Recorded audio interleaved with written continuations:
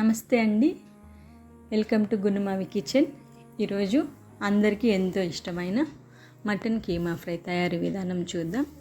ముందుగా పాన్లో 1/2 kg mutton వేసుకుని ఒక స్టార్ అనాస్, 4 లవంగాలు, 3 దాల్చిన చెక్క ముక్కలు, రుచికి సరిపడా ఉప్పు, 3 స్పూన్స్ కారం, మీ కారంకి తగినట్టు వేసుకోండి, 3 స్పూన్స్ ధనియాల పొడి, 1/2 స్పూన్ పసుపు, 1 గ్లాస్ వాటర్ వేసి బాగా కలిపేసుకొని మూత పెట్టి 3 to 4 విజిల్స్ వచ్చే వరకు మెత్తగా ఉడికించుకొని చేసుకుంటే కీమా చాలా బాగుంటుంది, పచ్చివాసన లేకుండా.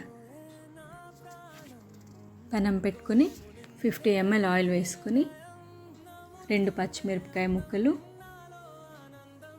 1 ఉల్లిపాయ ముక్కలు వేసుకొని బాగా వేయించుకోవాలి. ఉల్లిపాయలు వేగిన తర్వాత 2 స్పూన్ల అల్లం వెల్లుల్లి పేస్ట్ వేసి వేయించుకుందాం. మటన్కి అల్లం వెల్లుల్లి పేస్ట్, ధనియాల పొడి కొంచెం తక్కువ వేసుకుంటే చాలా టేస్టీగా ఉంటుంది. ఈ విధంగా వేగిన తర్వాత ఉడికించుకున్న కీమా కూడా వేసుకొని నీరంతా ఇంకిపోయే వరకు ఉడికించుకోవాలి.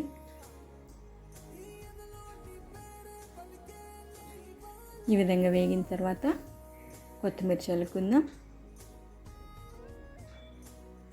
1/2 స్పూన్ గరం మసాలా వేసుకుందాం. ఇంట్లో చేసుకున్న మసాలా పౌడర్ అయినా సరే వేసుకొని బాగా కలిపేసుకొని డిష్ అవుట్ చేసుకుని సర్వ్ చేసుకుంటే చాలా టేస్టీగా ఉంటుంది.